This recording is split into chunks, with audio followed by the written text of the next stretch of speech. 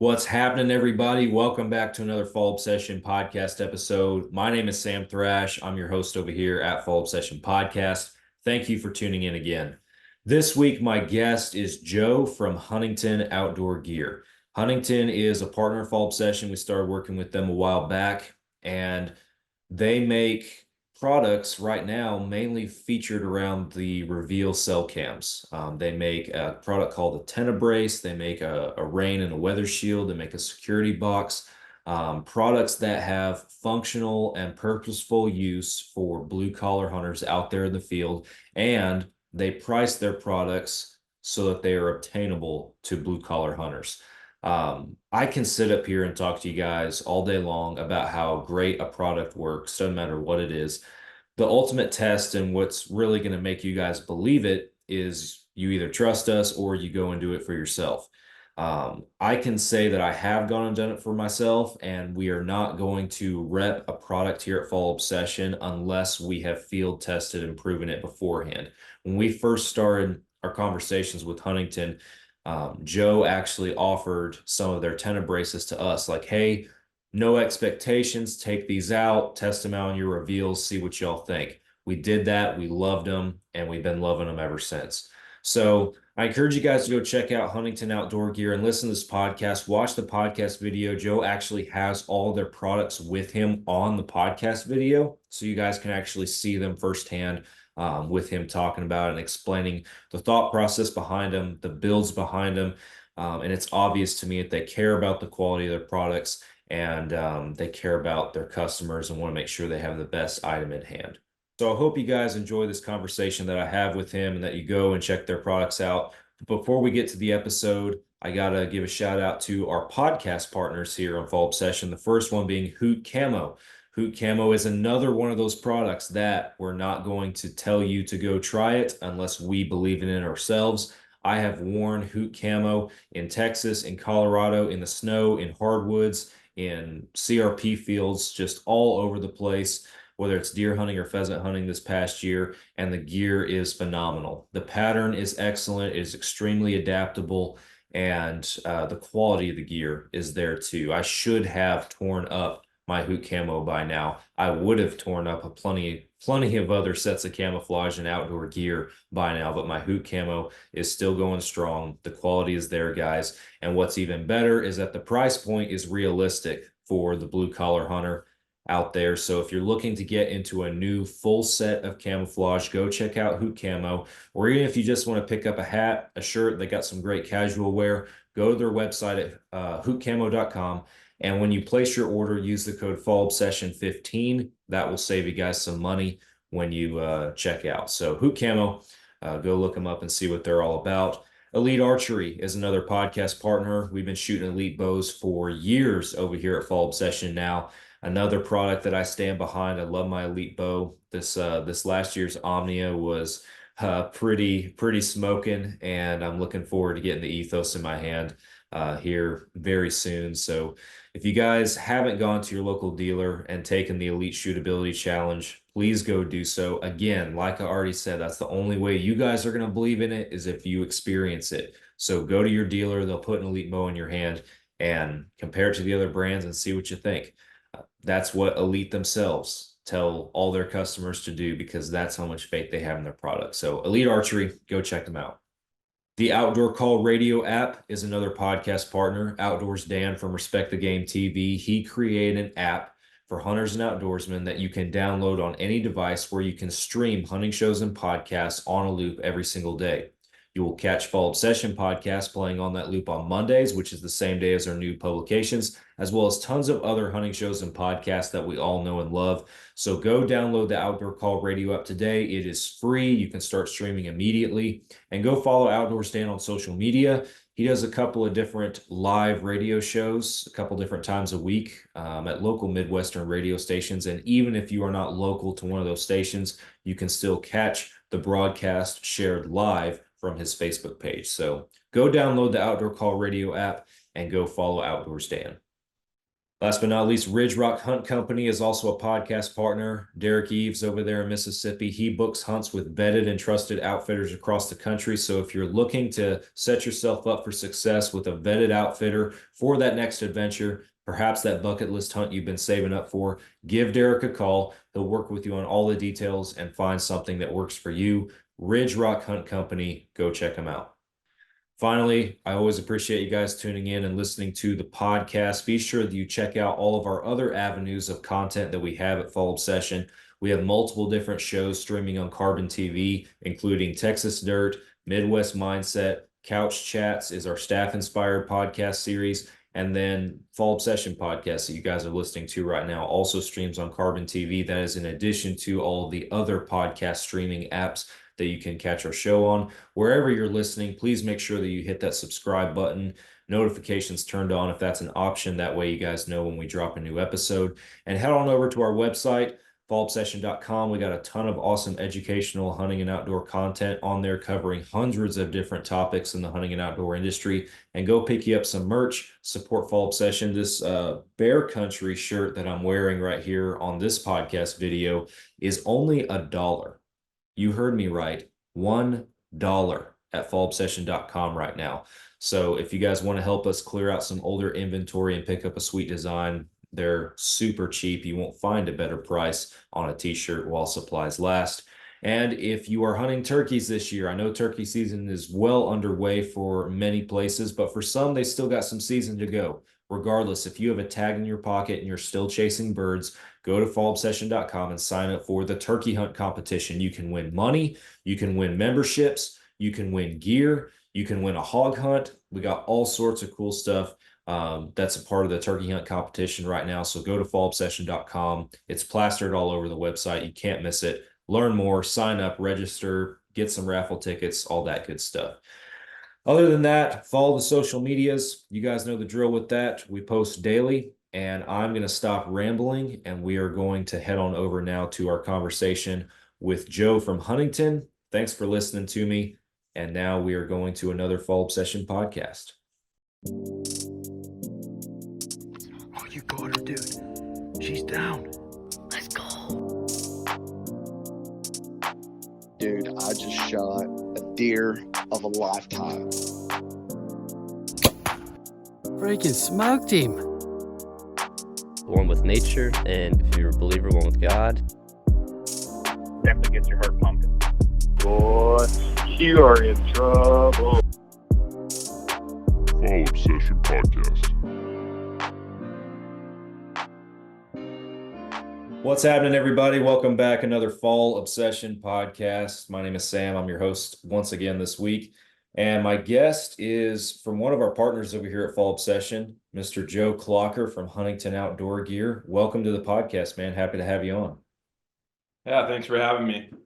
Yeah, I'm super excited to get to talk to you and talk about Huntington, a little bit of hunting on top of that. But for those that don't know, over here at Fall Obsession, we started working with you guys a little bit, mainly for last year was a big portion of it, and using some of your products, and you guys have since grown, and we'll get into that and everything. But I wanted to start off giving you a chance to introduce yourself, just kind of give us a little background on yourself and where Huntington Outdoor Gear originated. How did it all start?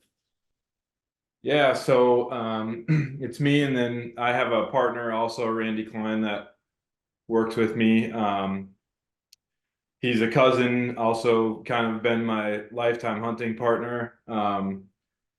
So, we try to get out as much as we can, and he's taught me a lot. His family's big time into hunting. My family is a little bit as well, and but together I feel like we've really grown in hunting. And I had moved away for a few years, and we didn't get to hunt together that much. I tried to fly back for a couple of trips. I'm originally from Minnesota and had lived in Phoenix for a while, and so I'd get back when I could, but there was kind of some separation there. And then we moved back. I moved my family back up here for work, and we really got to kind of dive into that hunting again. And it's it was just a really good thing. And that's kind of where Huntington Outdoor Gear stemmed from. Is I have a background in CAD and manufacturing, and Randy has a background in just he's got all the crazy ideas. He's always in his garage tinkering on something, making something. Yeah. We just kind of have like a little bit of everything. He's got like some welding stuff, and so we're always, how can we make this better, or make this as something that we can use. And so kind of the original product that we came out with was the brace, actually, for the Tacticam reveal camera. So we came out with this part here to support the antenna. We do a lot of traveling and hunting. So we're from Minnesota, like I said, and we hunt North and South Dakota, Montana, Iowa sometimes, and you have to get drawn there, so it's a little bit different, in Wisconsin. And so, it's not unheard of for us to be traveling 6-8 hours to the places that we hunt. And we would go out in, July, August to put our cameras out to kind of start gathering some intel on, our hunting area for that year. And we always were having problems, especially in the Dakotas or out west, with like raccoons, even the deer, man. It's like they can smell something on the cameras, and you put them out, and like within the first week, it always is. You get a picture of like that deer nose right on the camera, or we've had pictures of like the actual belly of a raccoon climbing the tree, climbing over the top of the camera. And then that camera would stop sending pictures. And when you're, 8 hours away or even 6 hours away is, to get back out there and try to troubleshoot that and or get a different camera up is, it's all of a weekend project for sure to have to get back out to a property like that.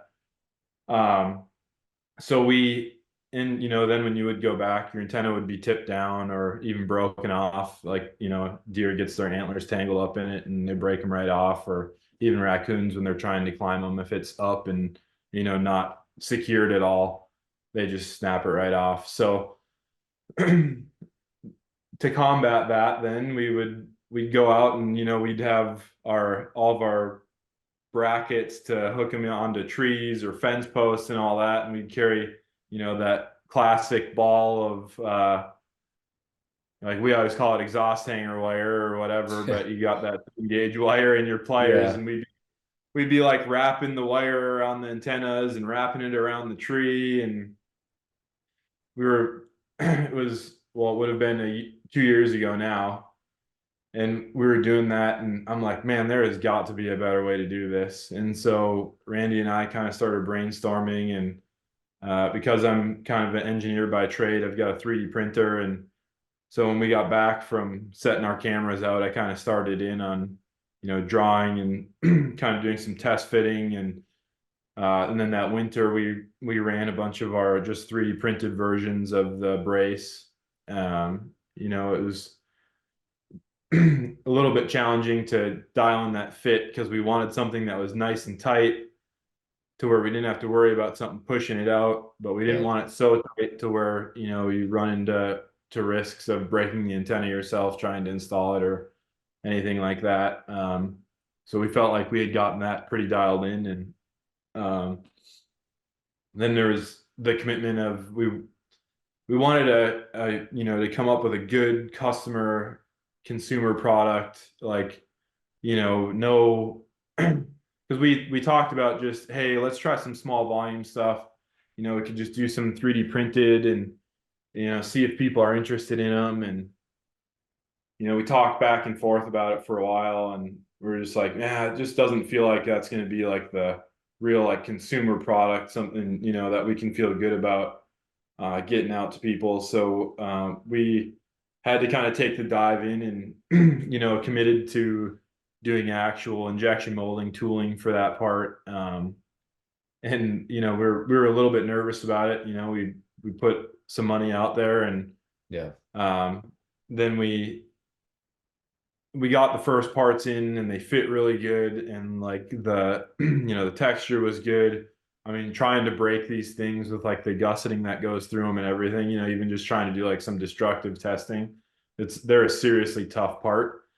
So we were really, really excited about that. And then we so we got the first couple hundred in, and we posted up on one of the Tacticam Facebook pages, and Randy actually was the one that kind of created the first post. And one of the guys from Tacticam, like customer service, reached out to him, and he's like, hey, like, I just want to make sure that you guys understand what you're doing here with this product. Like, there's 50,000 people on these pages. Like, if it starts to gain ground and stuff, like, you could have something on your hands here. And we're like, hey, we feel like we're prepared. We've got the tooling, and Yeah. we've done a lot of testing on it. We feel really confident in the product. And he said, perfect, sounds good. And he cut the post loose, and I'd have to look back, but I think that first post had, hundreds of likes on it, and there was all kinds of people commenting where you could get them, and all that type of stuff. So started off pretty good, and I think a big thing for us is we're just kind of trying to build that product knowledge and that company knowledge, that base.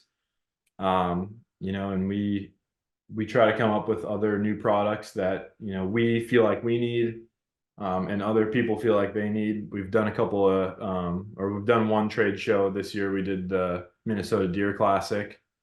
Got to talk to a lot of customers, got a lot of input on camera stuff, accessories.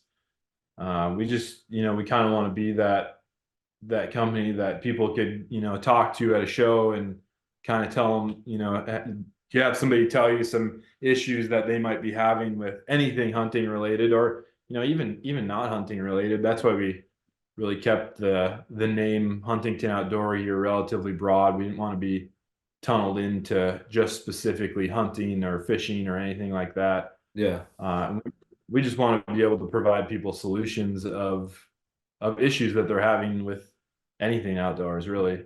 I was gonna say it's awesome that, I mean, y'all are taking a problem solving approach to it. And I remember when we had our first initial conversation and everything, back when we kicked off our partnership, that really stuck out to me because, you talked in the beginning about how y'all got started, and it was, carrying all these different things around to try and, have a solution for your cell cams, for your antennas. And before Huntington, man, I was there, and it's just, yeah, you have zip ties, you got these little bungee cords, you got wire, you got all this different stuff. And okay, is it on a T-post? Is it on a tree? How do I have it rigged up? And down here where we hunt, we have cows that free range on the property too.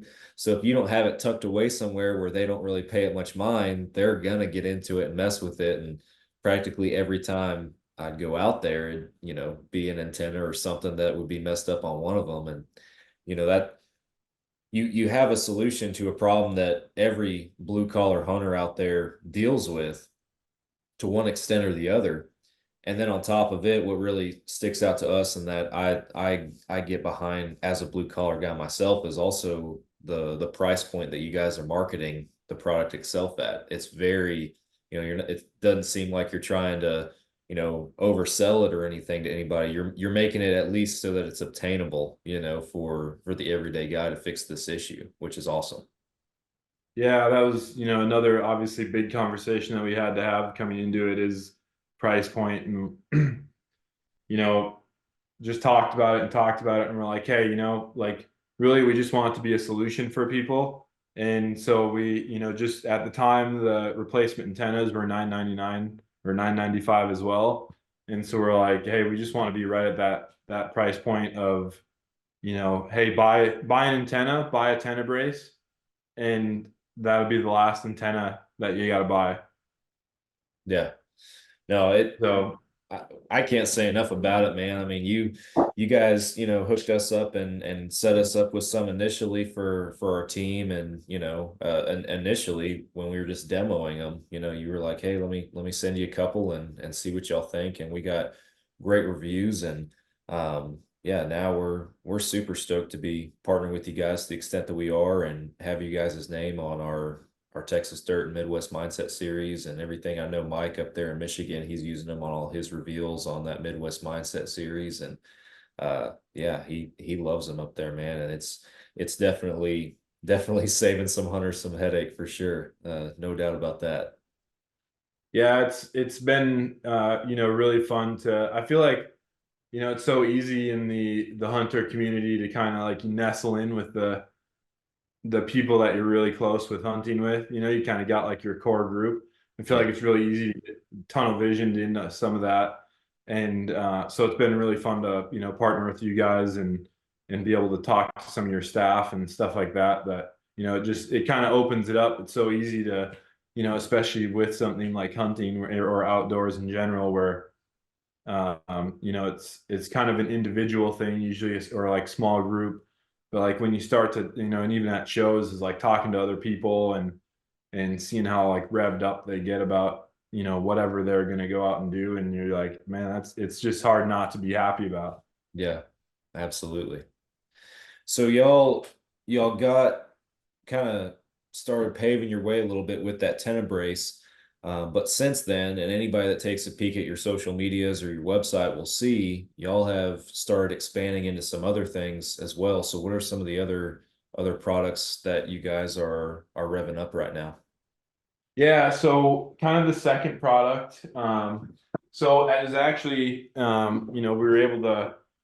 And another cool thing about the hunting community is like we were able to talk to some of the customer service people at Tacticam themselves, and they were even giving us some ideas on stuff that they're like, hey, I'm not sure, I don't want to speak to whatever they've got going on, but they're like, we get a lot of calls of people having problems with rain or snow, getting on the cameras, getting on the lenses.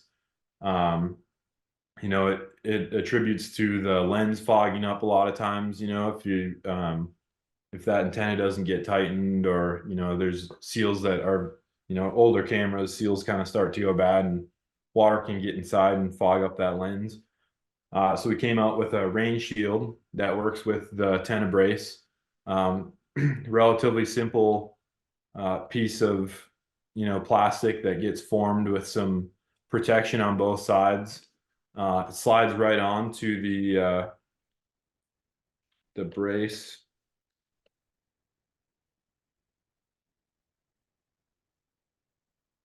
Kind of locks itself in. So then you end up with, good coverage over the top of your camera. Awesome.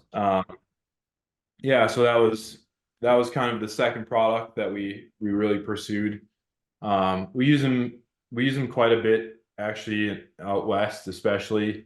We usually leave a couple cameras out late season so that we can kind of start to watch when the deer start dropping their horns, because then we usually try to get out there and do some shed hunting. But that the snow can be brutal.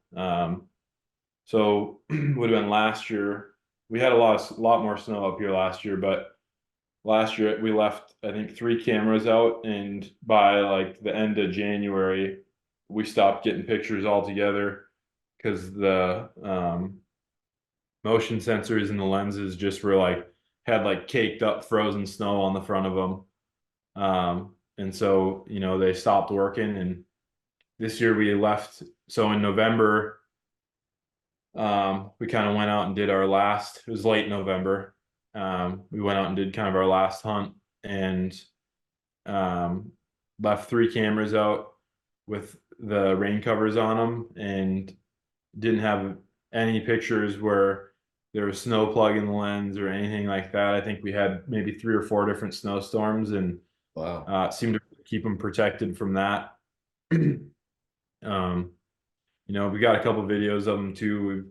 We've had to, it's a little bit tough with the trail cameras, because to get some good content, you almost kind of end up setting up trail cams opposing. So on our social media, we've got kind of some fun stuff that we've captured, and we've got one trail camera set up that's taking pictures, and we've got a trail camera that's taking pictures of the camera. So Wow. yeah, we've gotten some woodpeckers like landing on the antenna, landing on the brace, and like squirrels. We were trying to do some destructive testing. We were actually like trying to get critters to run on them. So we were putting peanut butter on the antenna and stuff, trying to get like squirrels running on them. And we got some cool pictures that, showed it working. And, you get a kind of a squirrel like up on the brace, holding onto the antenna. And, but yeah, we've got some really good pictures too of like rain coming down on them, where we've been, just starts raining, put the camera outside with the rain cover on it and kind of just watch it shed the rain. And it works really good. It's relatively simple. And, just again, just trying to solve some problems with that. So yeah, that's kind of the secondary product that we've done there. And then, so, again, we're just kind of like stepping through problems we've had. We've been able to talk to some people and they've experienced kind of some similar stuff. So a lot of people shouldn't say a lot of people. We've talked to a few people that have, had some problems with bears and stuff like that, where they're wanting to put their cameras in lock boxes. We've had a couple instances where, some SD cards have gotten taken, like cameras out in the middle of nowhere on private property. All of a sudden your camera stops sending pictures. The next time you can get out there, go out, sure enough, SD card's missing. You wish everybody could be on the same page and just be like, hey, this is somebody's hunting ground. Like, even if you've somehow found yourself on somebody else's private property, just leave their stuff alone. But it's unfortunately not always the case. No, it's not, man. Like, even this last year for us, it wasn't trail cam related, but I caught trespassers out at our place, just, driving the roads and stuff like that. And it's just like, you're driving past, it's 4:30 in the evening, you're driving past a pickup truck, that's parked off the side of the road in the middle of the woods. Like, it's hunting season. All the signs are pointing there, and just people are either oblivious to that or they have malicious intent, like you're talking about. And it's sad, but it's out there. Yeah, well, I watched that podcast. Your dad got his truck stolen right off your guys' property, and like, Yeah, it's just the lengths that people will go, I know. So, yeah, that was insane. yeah, but yeah, so then we proceeded in making a security box. I know obviously there's a lot of security boxes that are offered already, but we didn't want to sacrifice the protection of being able to keep your antenna vertical. So we spent some time and really wanted to make a security box that would incorporate our antenna brace. Yeah. So you can kind of see here, we did it so the front opens up. So the front, there's just a hinge point down here, pivots around, goes up, and then when it's closed, there's a box cut out for the antenna brace. So the camera can just drop right in there, and it closes up right around the antenna brace. Awesome. Another thing that we kind of focused on was this front area. Obviously there's some stuff there that you can't cover up or can't, have anything in the way of. You got your flash and the motion sensor and the actual camera lens. But we wanted to add a little bit more bracing in there. So we got a little bit of protection in front of the camera. And then we set it back in there. And it's one of the things we did quite a bit of testing on. Like, how far back could we set the camera in the box before it started to be an issue for the flash or the motion sensor. And so I think we got a pretty good balance of when that camera is in there. It's pretty well protected all the way out to kind of the edge of the lens. So I don't know if you can kind of see that, but Yeah. That the furthest point forward on the camera just comes flush with the security box. So we've been trying to, we don't really have bears in any of the places where we hunt, or if it is, it's, few and far between. So we've been trying to get it to a couple other customers that have had problems with bears, and just, obviously you hope the bear never gets to your camera, but if you do, we're really trying to hope to kind of see how it would stand up against the bear. The other thing, I've seen some of the other security boxes, even just at, outfitter shops or whatever you go to, and, like for us, that's Shields and some of those places, and looking at them, and they're usually relatively thin gauge steel. Um, Ours it's just under 1/8 inch steel that it's made out of. So the box itself is pretty heavy duty. And then, we thought about all the different, if people are running external batteries or solar Yeah. panels, we did a nice cutout in the bottom to be able to kind of still incorporate however it is that you're running the camera power wise. We've had the opportunity to run some of the Taccam solar panels and stuff like that, and it's been kind of a game changer for us. It definitely lengthens the amount of time that you're able to have the cameras out in the field. So Oh yeah. wanted to make sure that we incorporated that as well. And then the other thing was mounting. So for trees and things like that, we've got just 4 kind of offset holes in the back of the box. So if you've got wood posts or trees, and you can just kind of run some deck screws right through the back of the box to mount that good. And then we've got the slots for straps as well still. Pretty heavy to hang on a strap, or like security wise, like somebody could just cut the strap if you really wanted to.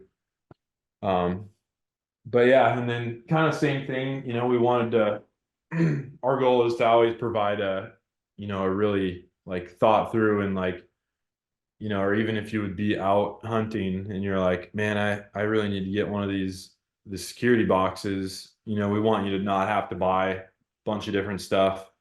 So with our security boxes, it comes with a lock. I went with it's kind of a little bit of a different style lock. It's like a pin lock. So when you turn the key, it kind of just opens this up. Mm-hmm. And then when you put it onto the box, it's really pretty low profile onto the box. I gotcha.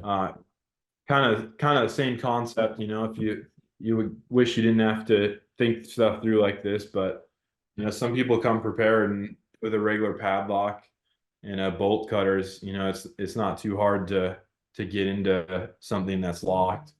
So we went with something that was real low profile, and I mean, obviously somebody at some point would still be able to find their way into it, but they'd be having to bring some tools at that point. So You'd have to really want it at that point. yeah, exactly. And at that point, there's not anything any of us are going to do, right? Yeah. Well, man, But that's awesome stuff. Like I've seen y'all's, rolling this stuff out over in recent times, and I've looked at your products and kind of checked them out, and I've seen a lot of the traits that you've described, but getting to sit down with you and talk with you and have you walk us through just the thought process that went into developing all of these various items.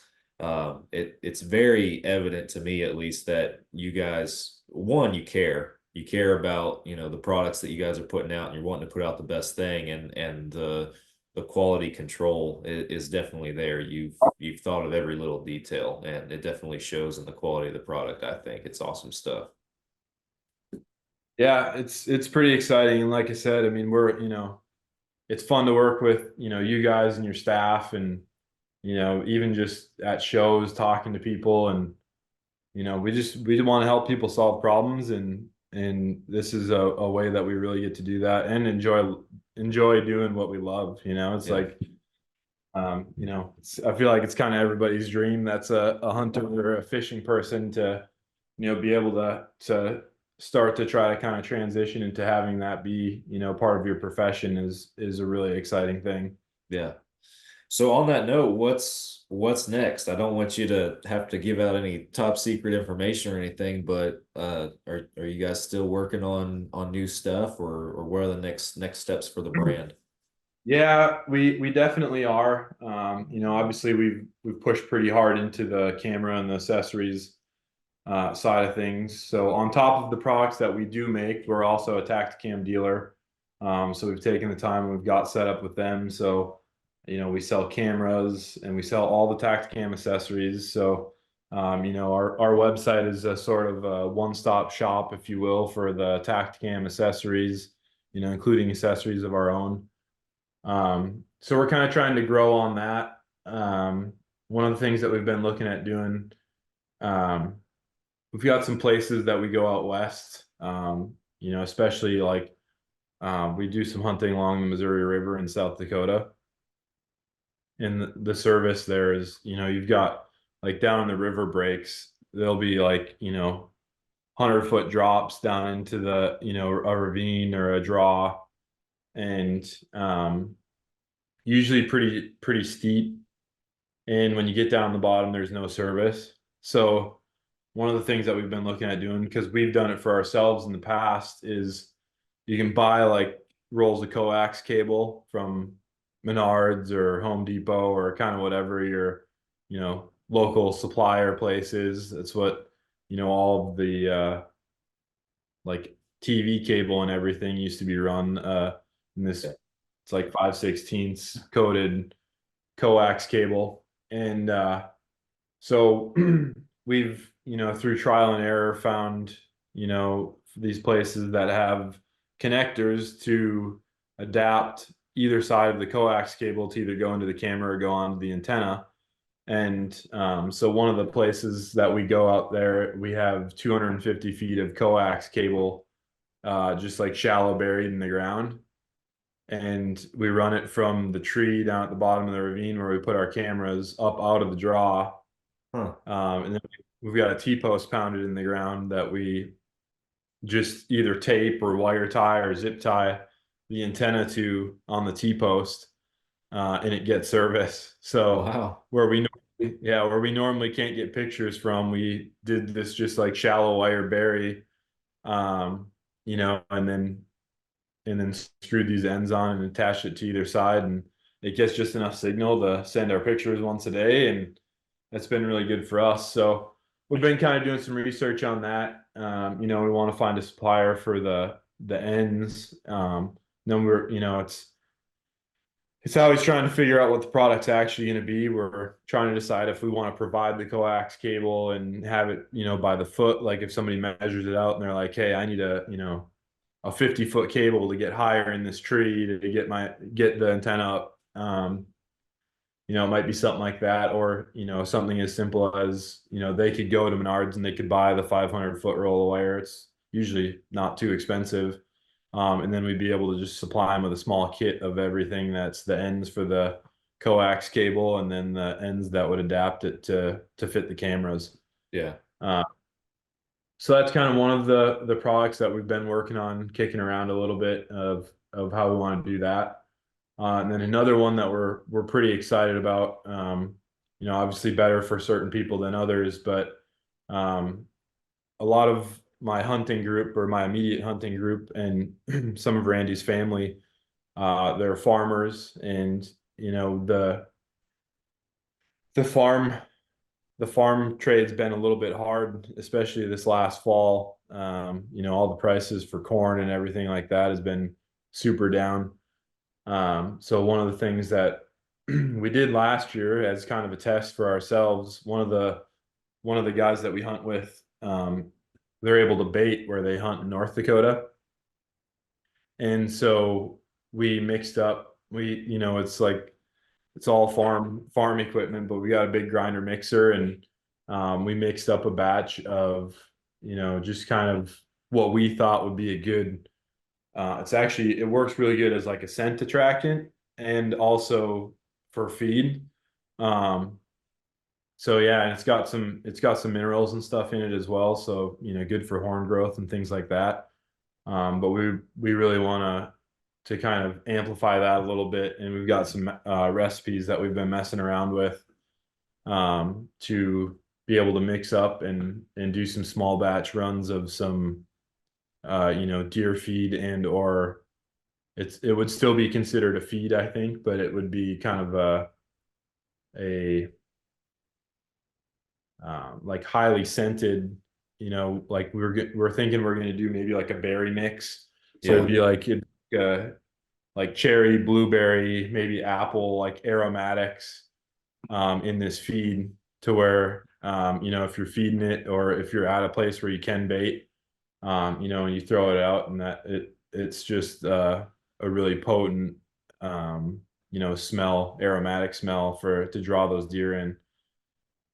Yeah, that's awesome, man. Y'all are going beyond just the physical products and stuff like that. That's awesome to hear.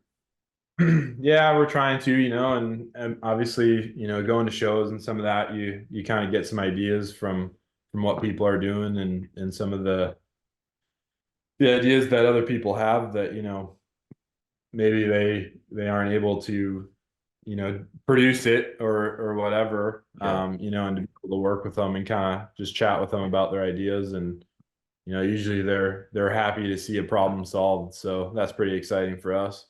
Awesome, man. Well, very cool.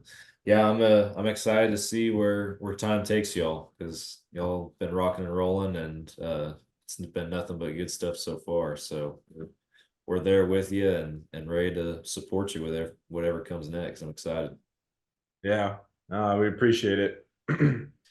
So I don't want to be all business here with the podcast and stuff. I want to talk a little bit of hunting with you too.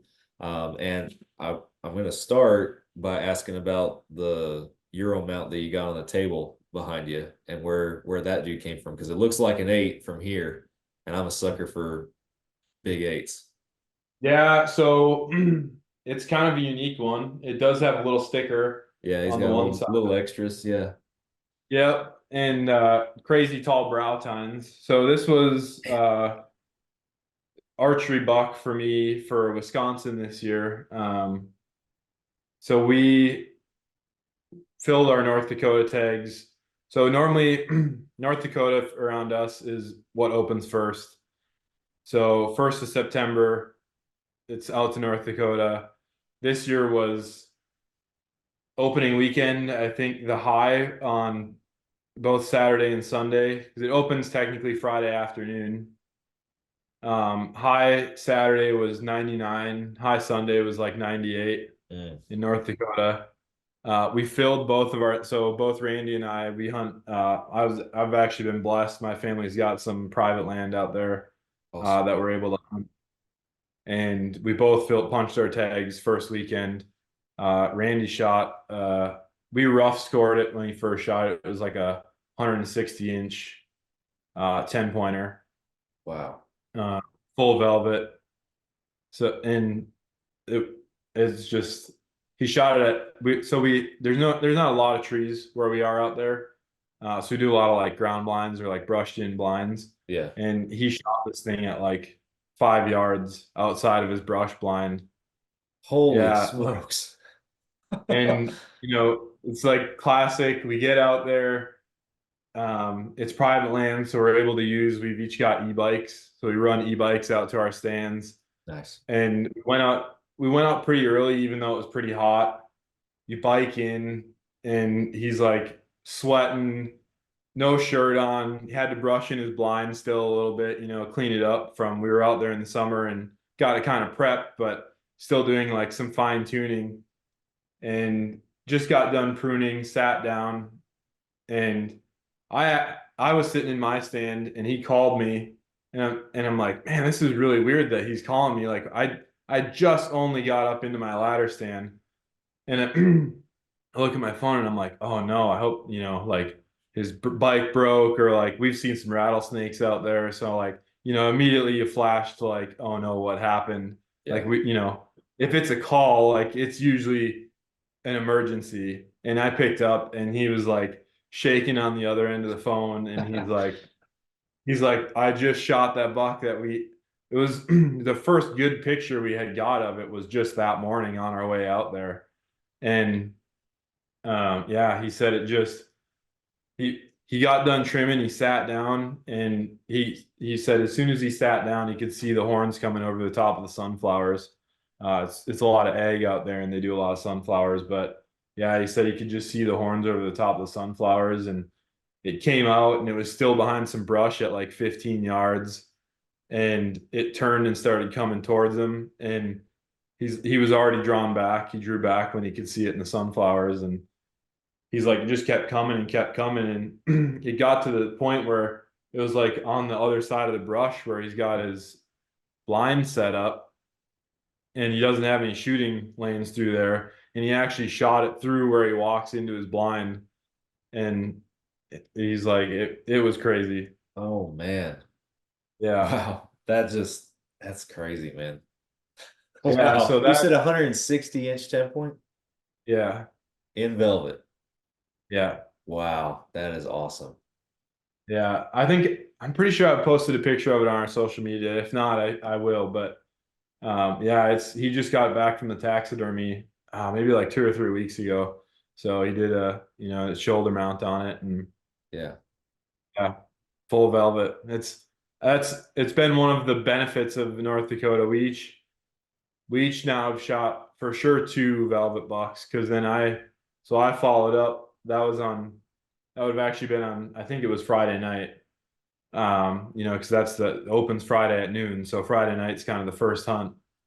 And then I followed up with that on Sunday. I shot, it was a little bit smaller, but just a smaller 10 point, full Wow. velvet though as well.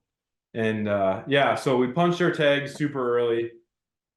Um, and then we kind of got the itch, because you can't, like, you got to find somewhere else to go now. We got that tag punch. So one of our buddies hunts in Wisconsin, kind of in that driftless area, really rugged country. And they've always done pretty well. So that's over the counter tags there. We went and got tags, and Randy and I hammered some public, like it would have been like the first week of that good rut. There's good ground scrapes and everything, and we saw quite a few deer. Couldn't really make anything happen. Didn't really see anything, too big. So then that was just a 4-day trip, something fast. Came back, and then I got the opportunity to go out with my buddy that has hunted out there, and they have gotten permission on a 300-acre private farm. And he was nice enough to just be like, "Hey, come out. They stay in a farmhouse there." And so I ripped out there and was going to stay for a couple days. And first night we went out, and it was just super windy, and just kind of gutted it out. Saw like 1 or 2 deer. Then that next morning, and we're talking like heat of the rut now at this point. And so the Yeah. next morning we went out like an hour and a half before it even got light. Got up in our stands and just kind of hung out until it started getting light out. And it started getting light, and there was just deer running all around me. There was, I think, well, first I saw a small buck that morning, looked past it. Then there was a small buck chasing a doe down back behind me in some brush, and I just was kind of watching them. And there's all kinds of running. It's like Yeah. when you think, it's like when you're out in the stand, and I don't know how, I guess you maybe haven't done too much Midwest hunting, but you like hear squirrels running all around you, and they're shaking the leaves, and you're like, oh, it's just squirrels. Well, like in this situation, it was just deer. I had deer running all around. And then that doe came kind of running up past right underneath the stand. And I was like, oh, that's strange that little buck's not chasing her anymore. And so I was kind of looking around, and I could still see 2 deer kind of down in the brush. And um, one of them I could see, and it was a medium 8, not really a shooter per se for kind of that area, and for hunting a buddy's private piece. So I just kind of waited it out, and they were still running around down there. And then this buck kind of started coming up, and at first look, with no binos or anything, he was maybe 100 yards, and we're in some pretty thick woods. And so he kind of was coming at me, and I was like, oh, that's just that medium 8. So I just kind of was standing there just waiting. And I had another small buck then that was, I don't know, maybe 20 yards in front of me, kind of up on this ridge. And I just was waiting it out and waiting it out. And this guy just kept getting closer and closer. And, with no binos, 'cause I'm trying not to move, I've got the small buck looking right at me. And finally he got close enough, and I looked again, and I was like, well, that's definitely not that small eight. So it kind of got all ready, and they were so in rut that once he started getting to like, I think he was like about 45 yards away, and he was going to go behind a tree. I thought, man, if I don't draw back now, I'm smoked, even though I've got this deer in front of me kind of looking at me. And I drew back, and that small buck was so focused on that big buck coming at me, he didn't even see me draw. And this guy just kind of kept coming slow, and it feels like forever. I'm sure it was probably Yeah. maybe a minute or a minute and a half, but it felt like I was holding my bow back for like 3 or 4 minutes. And I mean, finally he stepped out like 25 yards, full broadside, and I shot. Yeah, I shot and just smoked him. And when he kind of like reeled around, you just like, you always have that feeling, right? You shoot, it reels around, it didn't drop, or I could see some blood coming out, but I was like, man, I don't know. Like it looked a little bit low, and like you start questioning everything because they took off running, and I was listening for a crash and I didn't hear one.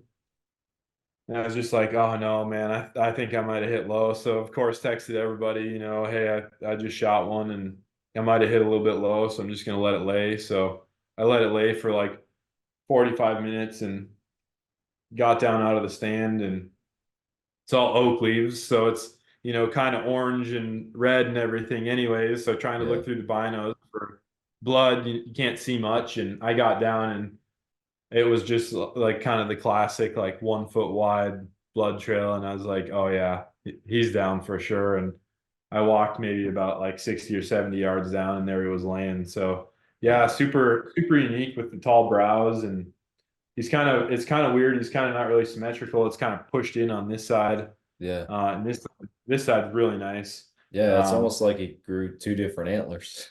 yeah, pretty That's unique. cool, But huh? yeah, and then I had a local guy just do a European mount on it, and I've kind of got a rule for myself. I don't have anything shoulder mounted yet, but I'm waiting until I get a buck over 160. That's my goal. Yeah. Buck over 160, and then I'm doing a shoulder mount. My magic number for myself has been about, of course, hunting down here in Texas too, has been about 150. I do not have a whitetail shoulder mount. I shot in 2018, I shot a Pope and Young pronghorn with my bow, and I got him shoulder mounted in Montana.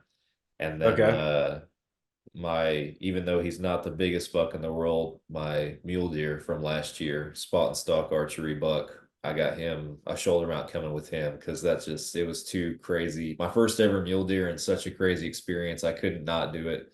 So those are the only two I got right now, and hopefully a whitetail one day. My biggest whitetail so far is about a 139, 140 inch eight right now. Stud of a That's buck, but especially for an 8 pointer. That's a good buck. oh yeah, he was a stud. Kind of the same deal, not the same deal as yours, but in that I was watching a smaller buck and he walked into the trees, and when he walked back out, I thought it was the same buck until further examination. I was like, oh no, Yeah. that's a much bigger deer.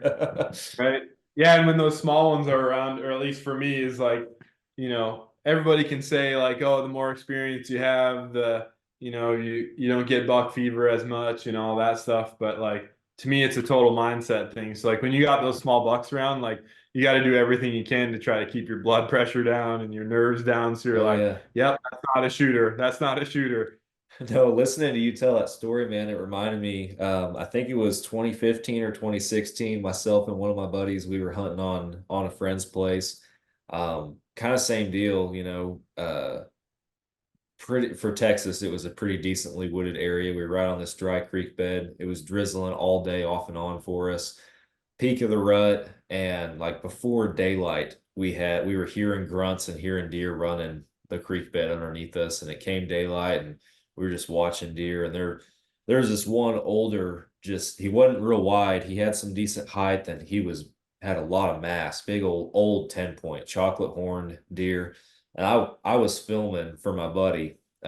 He was hunting, and I told him, you need to shoot that deer. But he had his eye on this other big 9 point that was on the other side of the creek. And he could have shot that 10 point a dozen times, but that 9 point wasn't playing ball. And we sat there, it was about 4:30 in the afternoon when that 9 point finally came back and came in range for him, and he smoked him. So I'll give him credit. He held out and it paid off. But yeah, listening to you tell that story, it took me back to that experience I had because it was the same deal. There's just deer crawling all over you everywhere, and you're just constantly excited, and you see any horns move in, you're like, oh, is that a new buck? What is Yeah. that?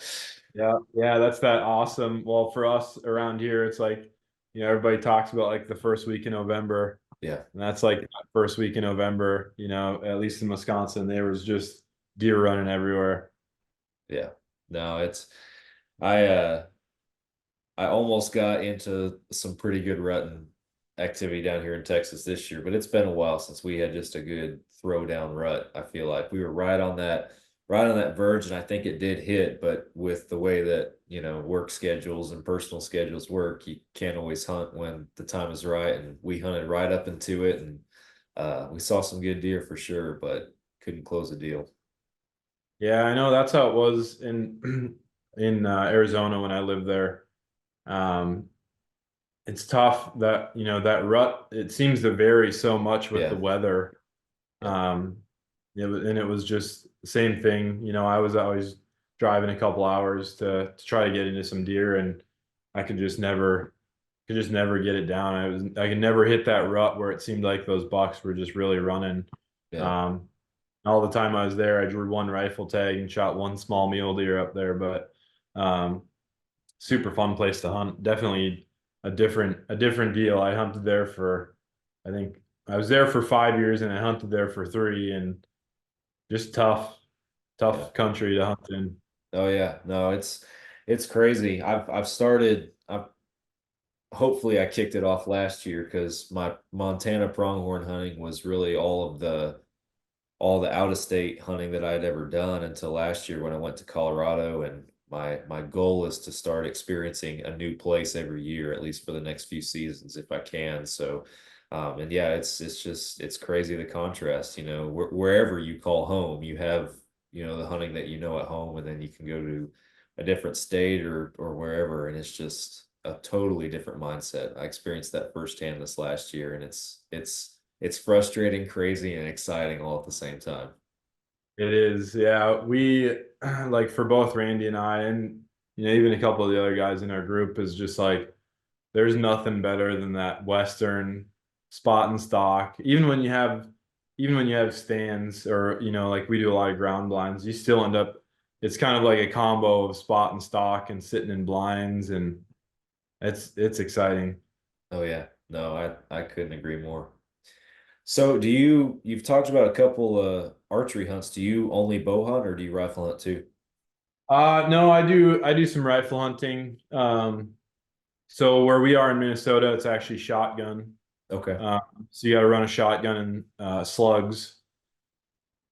Do quite a bit of that. That's kind of, my dad doesn't do a ton of archery hunting anymore. He did when he was younger, but so that's kind of my time to go back and hunt with dad. Is usually we try to go shotgun hunting. My grandma, or I should say my dad's family, has some property, like about 160 acres here in central Minnesota that we're able to hunt, and we usually do pretty good.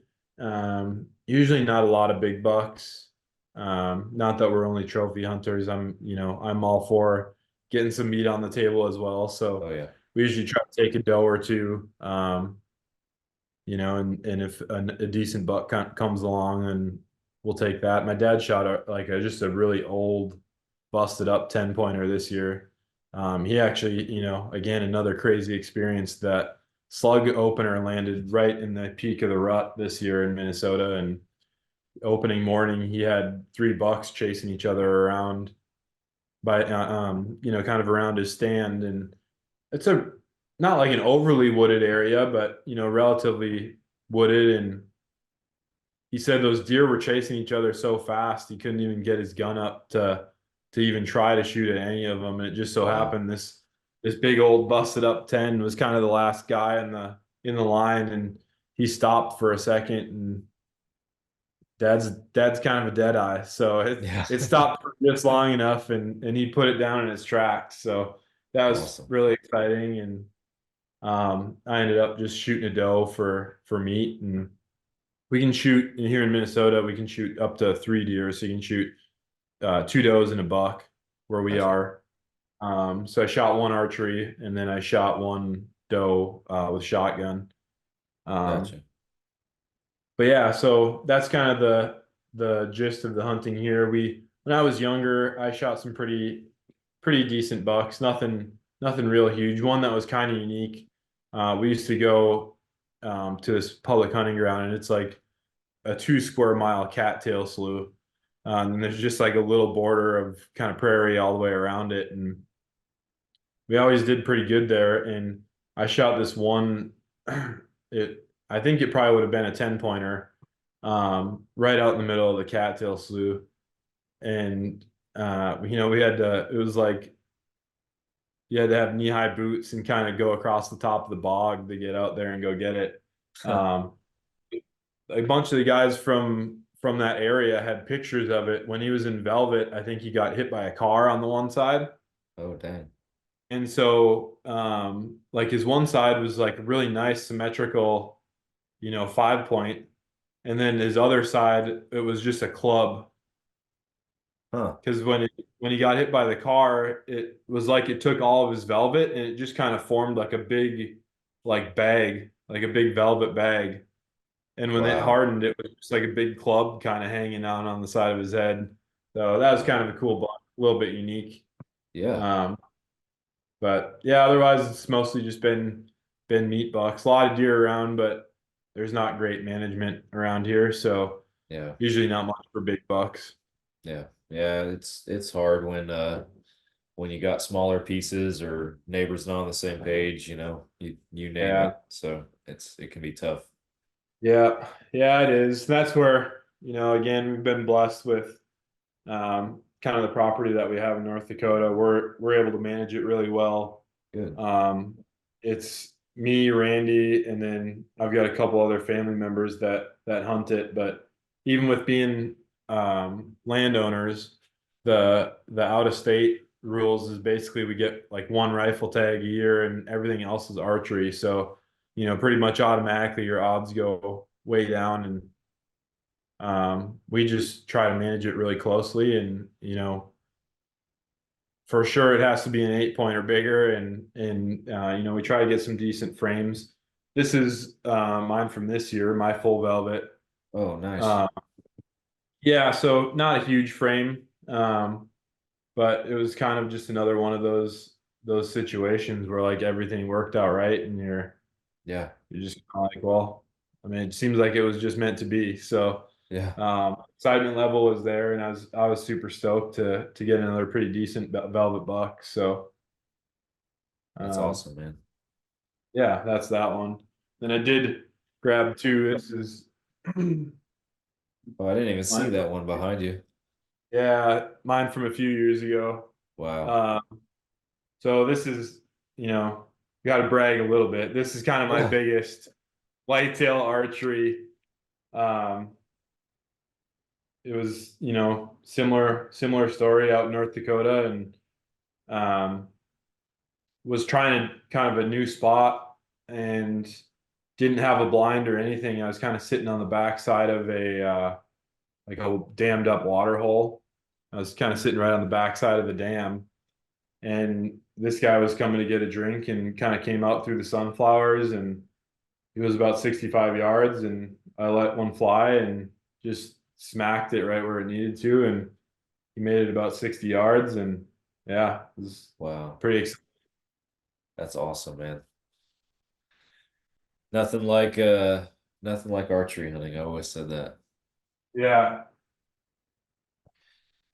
Well, a couple questions. I know we're getting close to our time mark and everything for the episode, but a couple questions I like to hit everybody that joins us for a first time, at least on our show. I'll hit you with real quick. The first one, and maybe you already told us about it, but I always ask, what's your favorite hunting memory to date, or one of them, and tell us a little bit about it. Yeah. Well, I think we kind of have this running joke in our group, specifically with me and Randy, and even with a couple of the other guys. Is mostly it seems to happen to me and Randy for some reason, but we shoot so many of these bucks on the ground in specifically in the Dakotas at like sub 10 yards. Like Wow. I think I've had for sure two bucks, and I told that story about Randy and his buck this year, but um there was one other time I had a nice 8 pointer. It came into I was sitting in like a little grove of like, I don't know, maybe you'd call them like lilac or like sumac, just kind of like some little like brushy shrubs. And it was maybe like 5 by 10 feet. And he actually came down into the brush with me and saw Wow. me and spooked, but then came around the outside and I shot it at, like, I was concerned he was like gonna run me over. And then 2 years ago, we did a late season hunt in North Dakota, and I was just trying to fill a tag, and I had missed a doe at like 50 yards. It was like getting dusk, and I missed a doe at like 50 yards, and re-knocked an arrow, and I could see these deer coming like from quite a ways away, and this doe came by at like a dead run, and I was like, man, what are the chances? Like, there, there's almost got to be a buck chasing her, Yeah.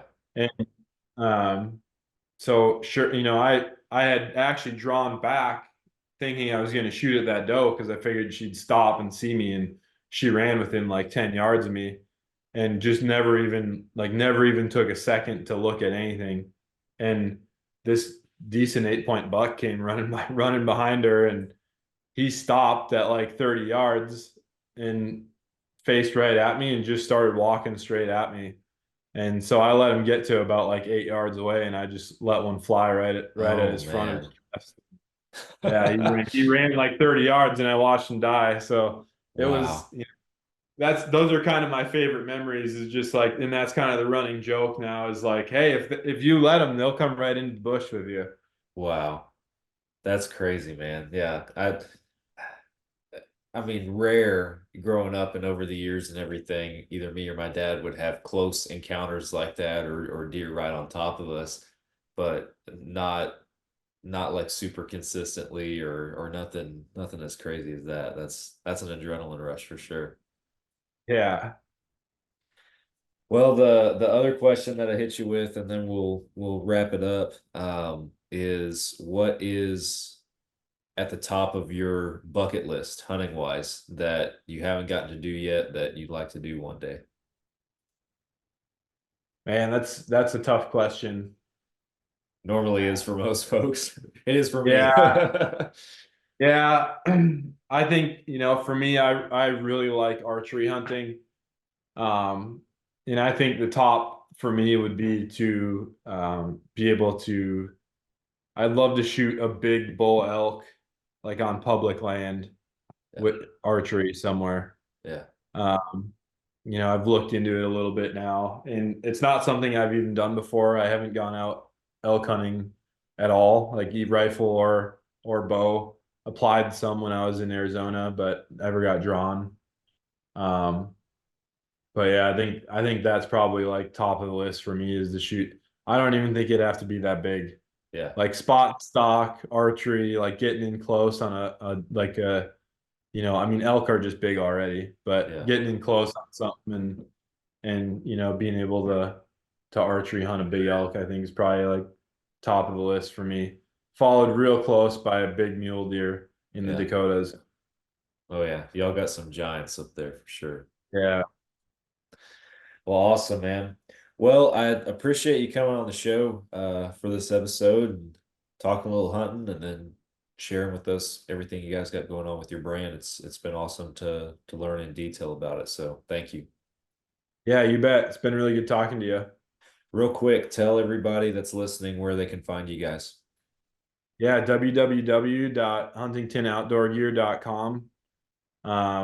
We've got all of our own stuff on there. We've got Tacticam cameras, accessories, And hopefully more new products to come. Yeah, awesome. Well, guys, make sure that you go check out Huntington. Go follow them on social media as well. Stay in tune with the journey. Thank you guys for listening to another Fall Obsession podcast. Be sure you follow and subscribe, all that good stuff, wherever you're listening. And with that, I will be back with you guys again next week for another episode. Catch you then.